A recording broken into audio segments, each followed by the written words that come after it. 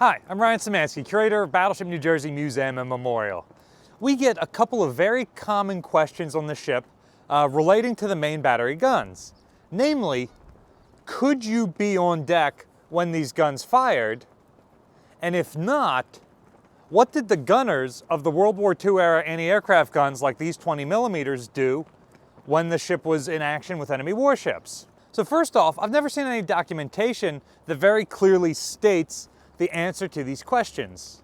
However, photographs do show us the answer to these questions. Can folks be on deck when the main battery guns are fired? Absolutely, yes. Check out this picture from the 1980s of folks on deck taking pictures of the main guns firing. They're on the bow, it's the forward turrets firing. Yes, you can safely be on deck while the main battery guns are fired. However, this is very clearly a publicity shoot. It might be a training exercise, it might be just shooting for the cameras. The guns are firing perfectly to broadside, which is the safest thing for the crew and the ship. In something that's less orchestrated than that, say a naval battle, the guns might not be firing perfectly to broadside. What if they have to do an over-the-shoulder shoot and fire pressed up against the superstructure? What if they have to fire dead ahead or dead astern? They can do that, but it is known that the overpressure and the blast wave from these guns firing will damage the ship. Doesn't that also indicate that it could damage the crew as well if these guns are fired directly over their positions? Here's a second picture. This one is taken of the battleship Washington during the naval battle of Guadalcanal on November 14th to 15th. This is a picture of her firing at Kirishima. It's an actual historic photo of her firing one of those salvos that night.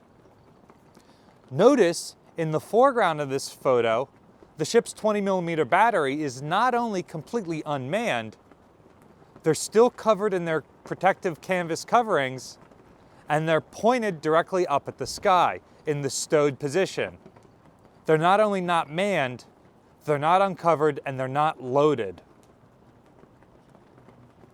So this shows very clearly that during a naval battle where a warship is fighting another warship, the 20mm guns are not manned.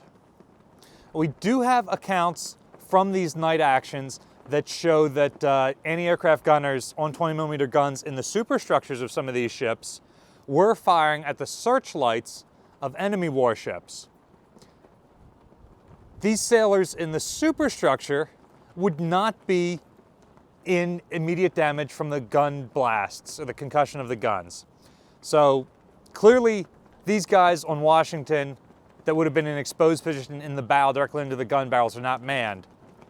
But the folks manning 20mm guns in the superstructure might be manned. So some of the vulnerable guns definitely weren't manned. Some of the guns in the superstructure may have been manned, or they may have been manned as needed. So what happens to the crew if they're not manning these guns? All of these batteries of guns would have had relatively close to them some sort of interior access. So for example, for the guns back here on the at the aft end of New Jersey under turret 3, the gun tub for that gun position actually wraps around a ladder well that leads down to the mess decks.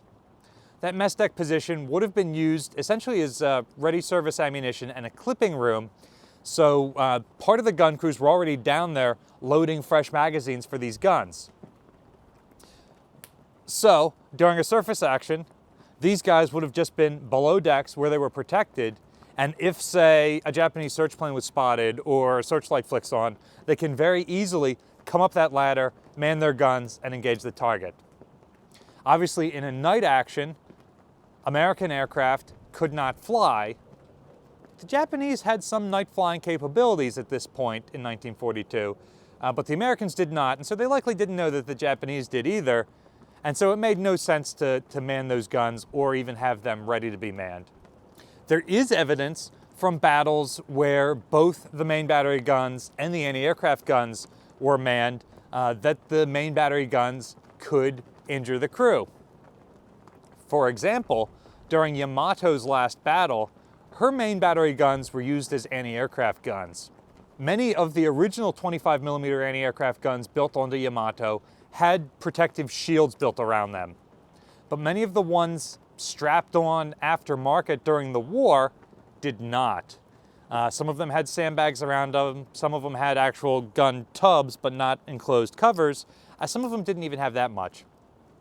So, it seems like from accounts of that ship during the battle, when her main battery guns fired, that severely incapacitated the gun crews of many of her smaller anti-aircraft guns, even before the American fighters and dive bombers came in to knock them out of action so that the torpedo bombers could come in and take them out. So there is proof that large caliber naval guns can impact the gun crews, and there's proof that those gun crews likely were not on station all the time during naval battles, and there were locations that they could be in battles. So it seems like, based on the evidence that we have available, that was what the doctrine was. Hopefully in the future we'll be able to find some of the ship's battle doctrines from World War II. I haven't run into any yet for New Jersey, but I hope to in the future. And that may tell us specifically where individual gun crews were supposed to go or what the policy was for this individual ship. In the meantime, the existing evidence leaves us confident enough to answer this question, at least in general terms. Now that we're back from dry docking, we're going back to answering some of the common questions that you guys have about the ship.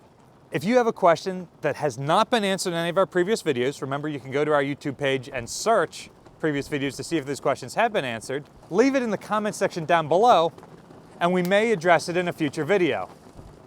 Battleship New Jersey receives operating support from the New Jersey Department of State, also from a number of other businesses and private individuals like yourselves. We really appreciate your support. There's a link in the description below if you'd like to donate to support the museum.